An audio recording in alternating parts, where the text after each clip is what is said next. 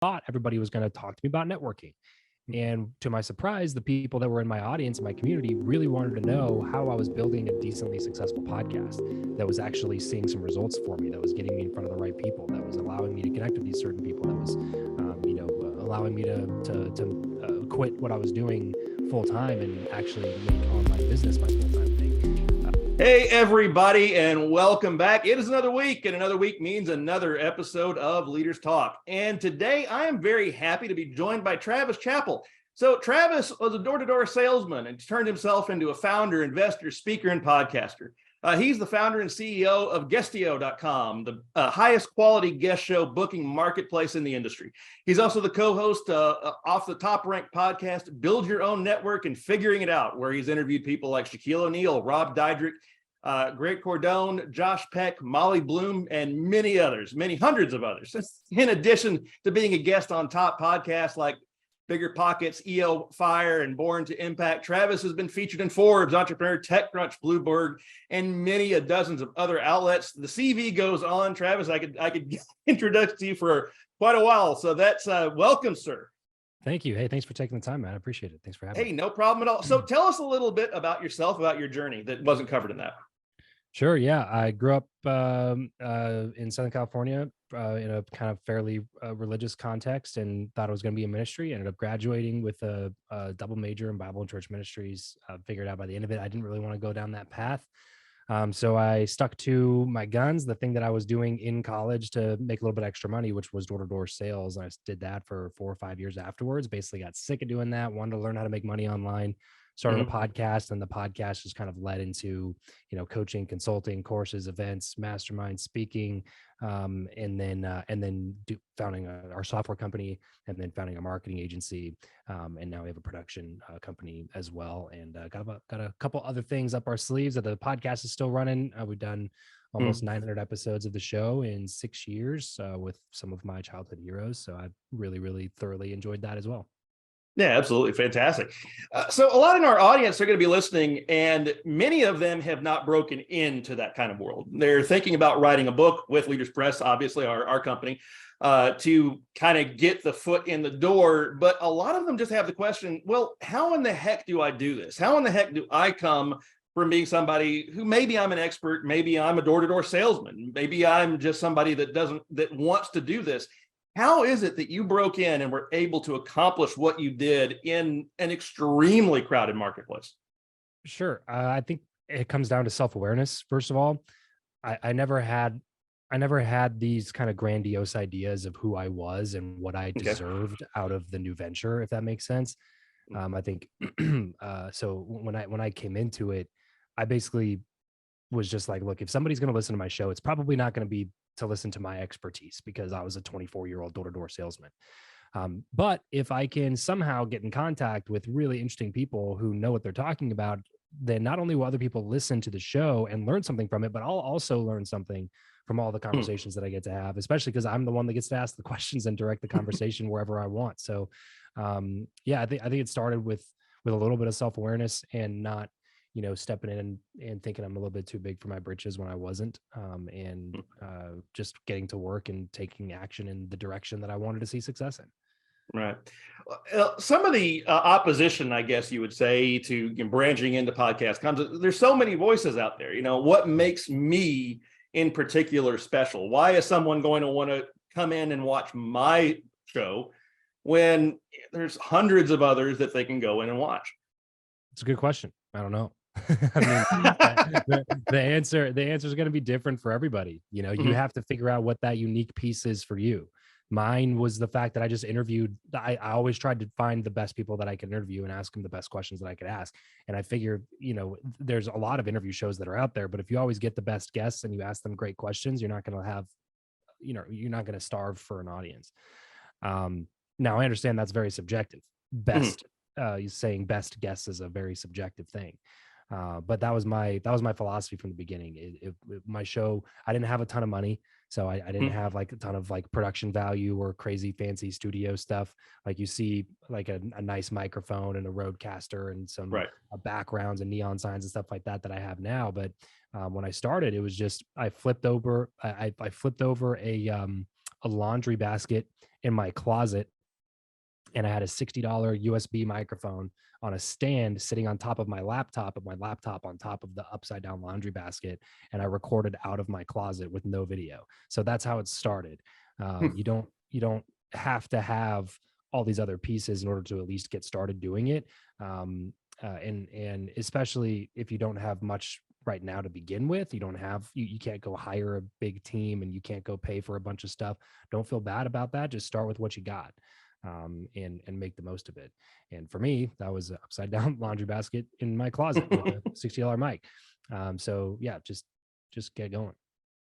I definitely can understand that. I mean, we've only been doing this podcast now for a couple of months, but it took us roughly 2 years to actually get to the point where we had built up enough internally where we felt comfortable with doing it. And then one of the problems that we had early on ourselves, just a little bit of our journey, was, we had to find somebody that was a camera seeking missile to get up in front of the camera to do it. They accomplished that mission. But I mean, to that end as well, some people also think that they're planning on getting into expanding and coaching and consulting. They want to do the public speaking, but the question they have to ask themselves, can I do this in front of a camera? What does it take to actually get in front of a camera? And maybe you're not naturally inclined to it. How do you break through to become someone that does it naturally? You just got to do it, man. There's no secret sauce. You know what I mean? If you've never done it before, you just have to. I remember Evan Carmichael told me when I was talking to him on my show, he said, embrace the suck, because you're going to suck. And it's going to suck to suck, especially if you're somebody that's used to not sucking at things. You know what I mean? If you're ambitious and you're used to being a winner, when you move into a new medium that's very uncomfortable, something that you've never done before, know that it's going to be something that you're not going to be good at. And that is not only okay, it's completely expected. And it cannot be the thing that prevents you from getting rolling to begin with, or else you're just never going to get good at it. You can read as many books as you want to on how to conduct yourself in an interview, or how to public speak, or how to, answer questions better or ask questions better. But until you start putting in reps, none of that means anything.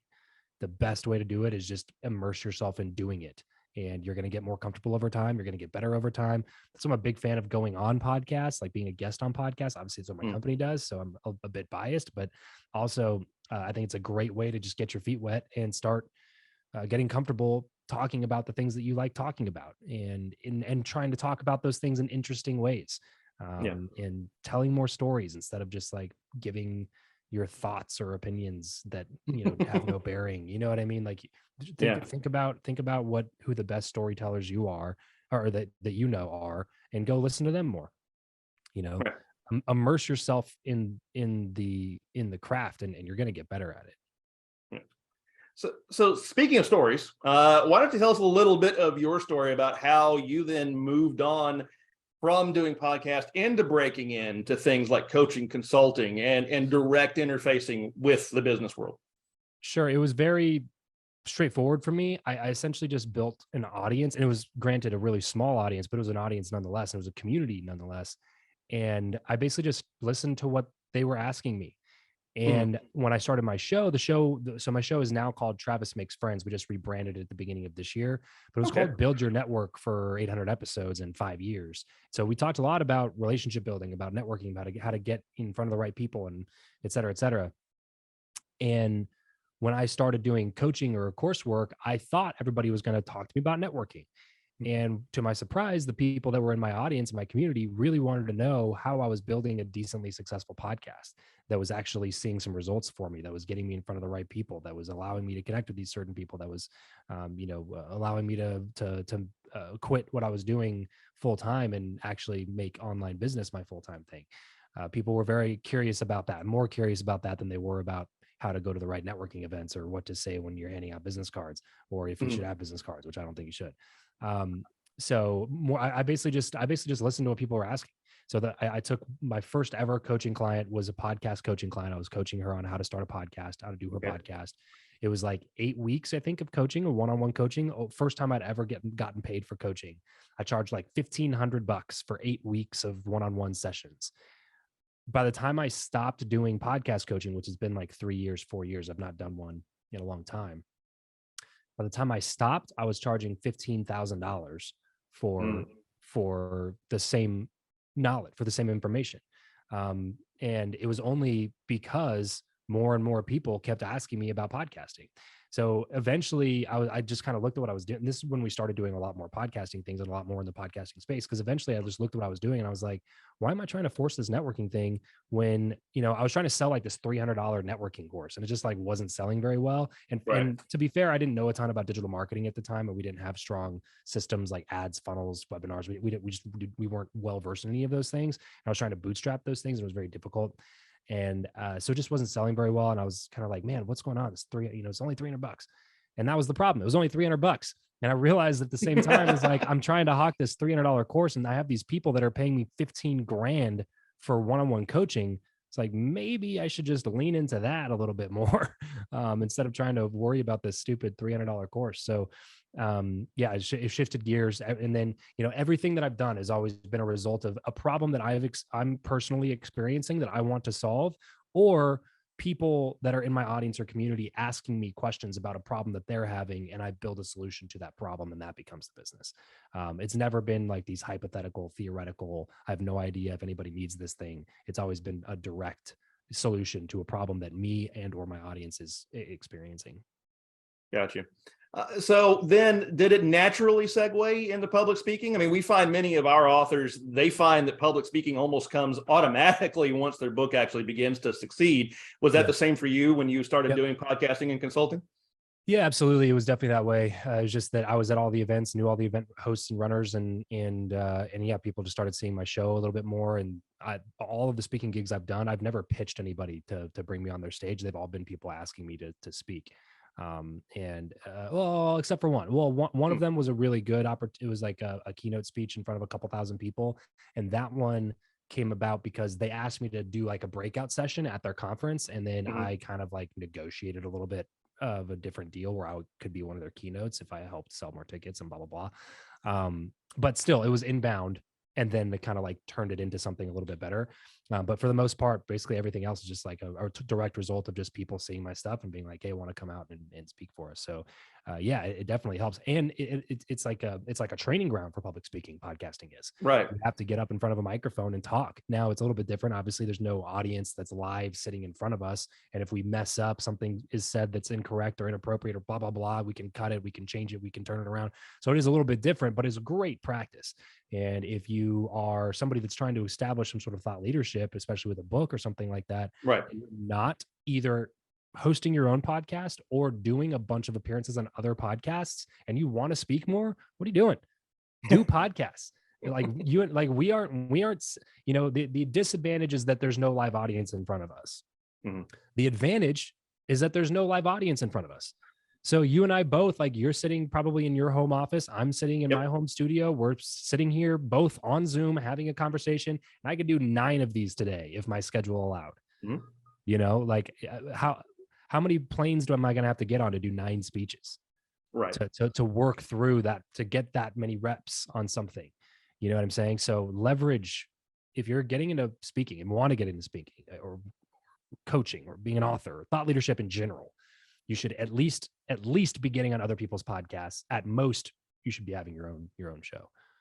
Yeah, I mean, that's absolutely, again, the kind of how we did it. It's just like when we decided we wanted to get in front of audiences, we just launched this. We started a podcast. So, we've done a pretty good job, I think, of getting guests. You're sitting in front of me, and you're pretty well known and pretty well connected. So what is the process of finding those guests? Because, you can't just sit there and say, okay, I want to do a podcast, and all of a sudden Shaquille O'Neal's in front of you saying, hey, I want to talk. Yeah, no, it doesn't work that way, unfortunately. Right. It's difficult. It's honestly, it's very difficult. That was the reason we built Guestio to begin with, was trying to solve this exact problem, because I got this question all the time and I wanted to build a solution to it. And we're still actively, trying to solve that problem for people.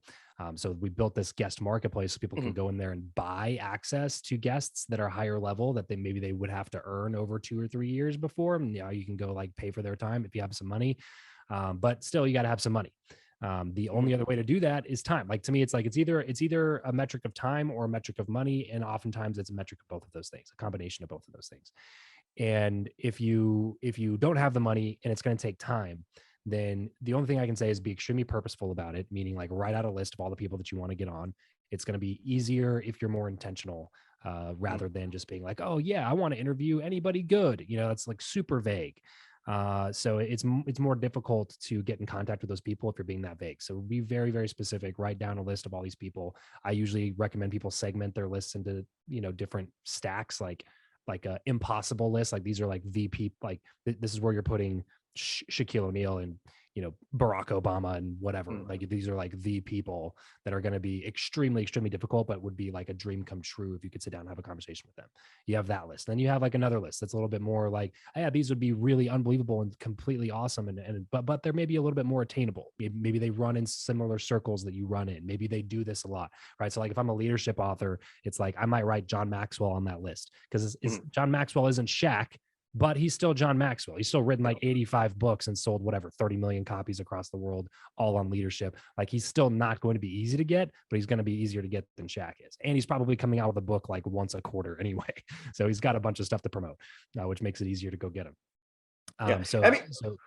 Come up with the list, be extremely purposeful, segment it out, and then just get to work, man.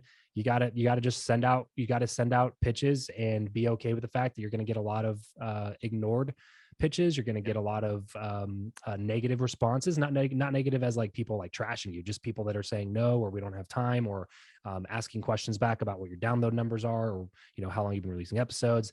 It's just going to take a lot of time. And that's why I said, if you don't have the money, the time is just going to be a really, really high barrier to entry, because it takes a while before people will start trusting you. And then once you've gotten one or two bigger names, especially within your space, your industry, it's a lot easier to go get the third one, the fourth one, and the eighth one, and the 12th one, and way easier to get the 58th one. You know what I'm saying? So it's just a matter of time. It's like you're trying to, build the biggest snowball you can build. And the first part of it is just, you're pushing it uphill, and you're trying to push the snowball uphill. And then once you get to the other side, the snowball kind of starts picking up speed, catching steam. It grows on its own. And that's when you get, PR agencies and people like that reaching out to you, pitching you. Actually, when I got John Maxwell, I didn't reach out to this team at all. His team reached out to me when he was doing a book launch, and I interviewed John on my show because they wanted to sell more books. And I was on the list of people that they wanted to get John in front of. So, like that guest engine will start cranking for you if you get it to go. You just got to jumpstart it, and a lot of people won't stick through that jumpstart period. Yeah, I mean, I like that because we had a similar approach to it. We had our own internal authors that obviously we wanted to promote on the show, and we have, and they've had some great episodes with that. But we've also been doing things like you with joint venture. It's the idea that, you're a podcaster, we're a beginning podcast. We've only been active for this year.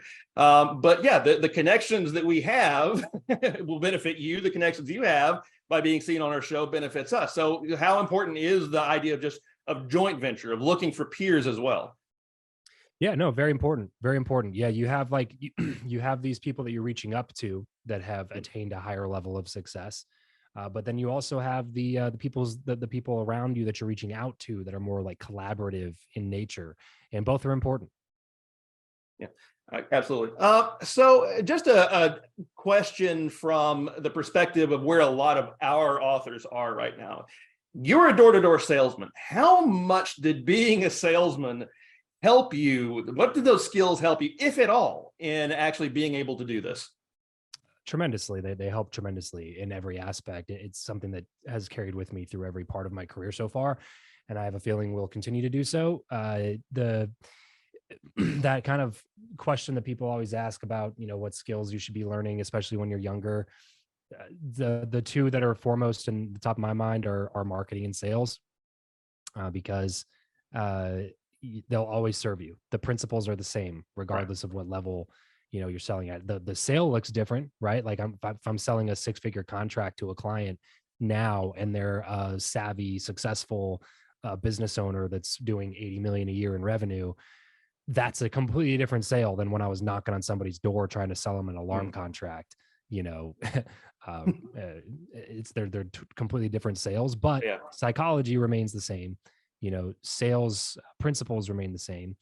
And I don't think that I would have been able to go full time online as quickly as I did if I did not have a sales background, because that was the only thing that the only thing that allowed me really to start making money was just that, all right, I know that if this thing doesn't make money, I cannot quit doing what I'm doing right now. So I have Right. to figure out a way to make money doing this. And the only way that I know how to make money is to get people on a phone call with me, is to Mhm. get a conversation with somebody. That's the only way that I know how to make money. It's like, get me a conversation with somebody that has an interest in something that I could potentially sell to them.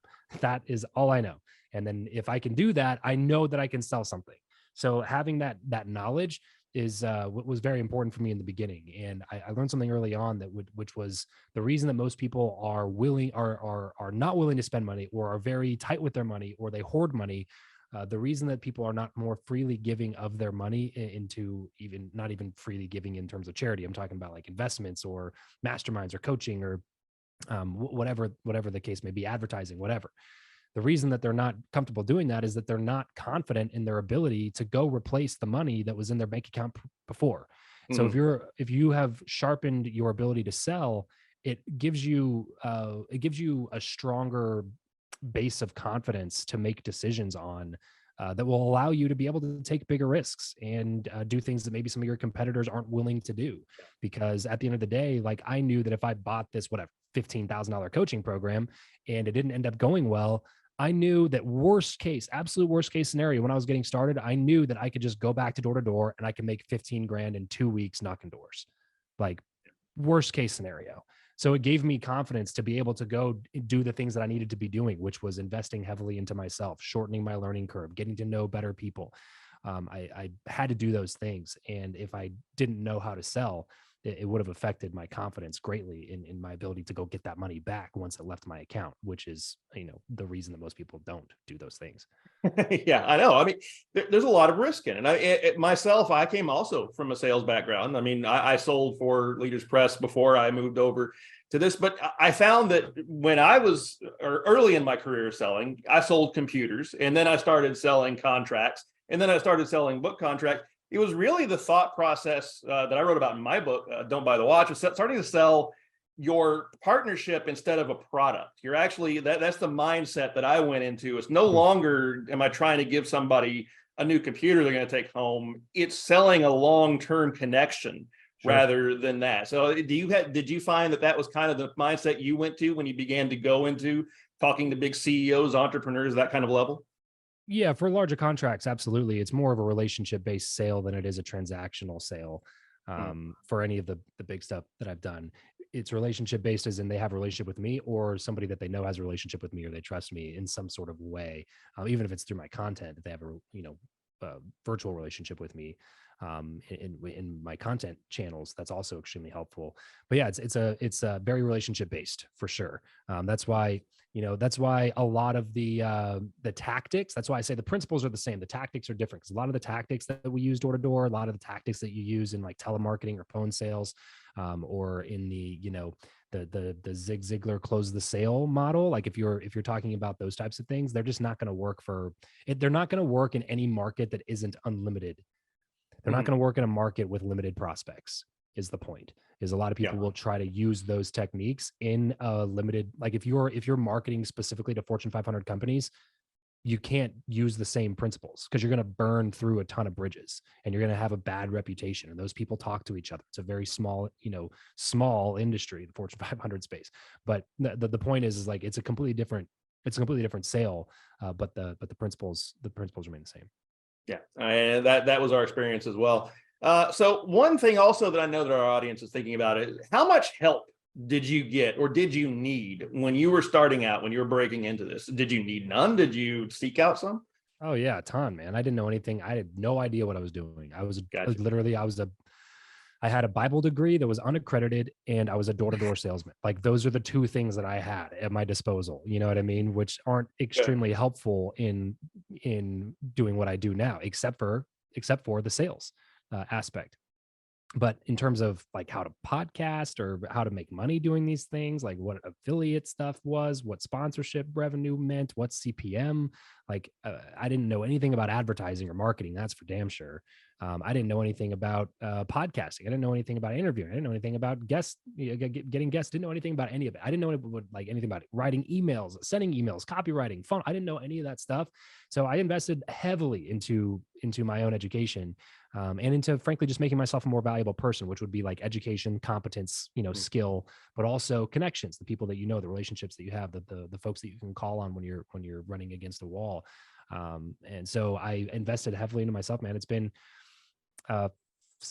almost 6 years since I started the show. In that time, I've invested now, I believe, over $400,000 directly into me through masterminds, coaching, events, flights, travel, hotel rooms, courses, you name it.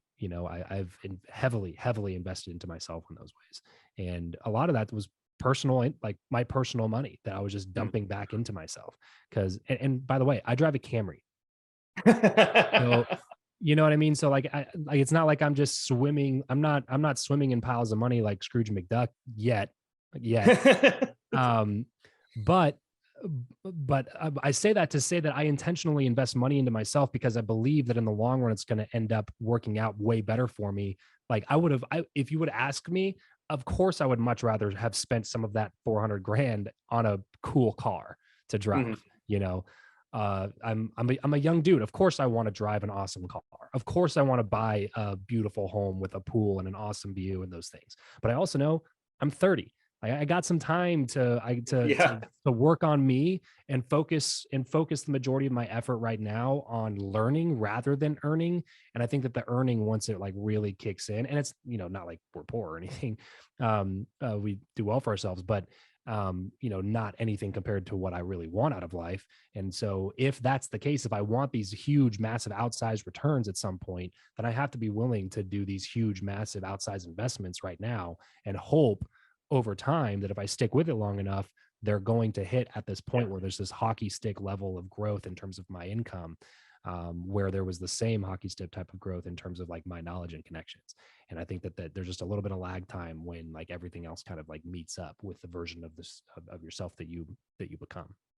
Yeah, gotcha. I mean, I completely see that. I mean, I still drive a Hyundai, but I do have an RTX 4090 in my computer. So hey, there's some good things and some that I still. But you're right. You have to invest money to make money. You have to be able to put some money in to expect any kind of return. Because if you're still just going to stay with the laundry basket, Well, you never get, your ceiling is very low at that point. You have to raise your identity before you're going to achieve the results that you want, if that makes sense. So if you are currently, like a few years ago, it was like I would give anything to have a 6-figure business online. It was like, if I could make 6 figures online, that'd be awesome. And then we did that. It was like, okay, now we need to make multiple 6 figures. And then now it's like, okay, now we have a software company. We have a 7-figure marketing agency. We have the podcast that makes money. We have all these different things going on. We're all good with all of those things. But had I not taken the risks to invest in myself, to change my identity, the way that I viewed me and the skills and the connections that I had, if I were not willing to invest in those things first, the results would have never come. And so if I want to go have the 8-figure business or a multi 8-figure business, if I want to never have to worry about money again in my life type of money, if like that's the type of exit that I want, or if that's the type of life that I want, then I have to be able to adopt the identity of the person that exists in the future, not the person that exists now. Like the identity kind of shifts first, and then you take the action and you do the things that person does, and then the results kind of follow and catch up to you.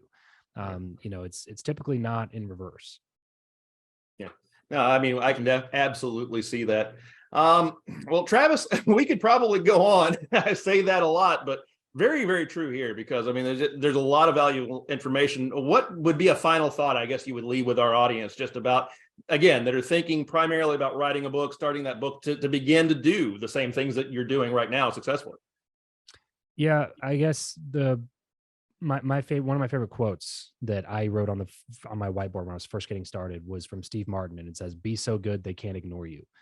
And that's always not always, but it's a lot of times the thing that I feel like I leave people with, because at the end of the day, if you just become really, really good at what you are, people can't help but give you business or hire you to speak or buy your book. So I tell people, especially if you're getting into crowded spaces, like you mentioned, podcasting is crowded. Being an author is way more crowded than podcasting is by exponentially more crowded than podcasting is. And so if you want to be an author that makes an impact, you cannot simply be an author. You have to continue making yourself better than you are. I don't know what that means for you. I don't know if that means like if you're just using this to, get more consulting gigs or more speaking gigs and you truly have another thing, or if you want to just genuinely be like a New York Times bestselling author or what. Like, I don't know the intention of what it is for every single person listening to this right now. But at the end of the day, you need to do something more if you want that next level. You have to become a better version of yourself, and you have to strive to be the best that you can be. And if you become really, really good, then people can't help but, give you the attention that you deserve, I think. Yeah, absolutely. Well, Travis, how can our audience find you? Anywhere online, man. I spend a lot of time on like Instagram and stuff like that, but you can also find me on my website, travischappell.com. If you're listening to this, whatever, podcast app you're listening to, just search Travis Makes Friends. That's my podcast. We put a lot of effort and work into that, try to bring the best possible guests and interviews that we can. So I'd, love to hear your feedback on Travis Makes Friends podcast. Wonderful. All right. Well, Travis, it was a pleasure. We absolutely loved having you and really wish you the best of luck in your future endeavors, sir. Thanks a lot, man. Appreciate it, Andrew. All right.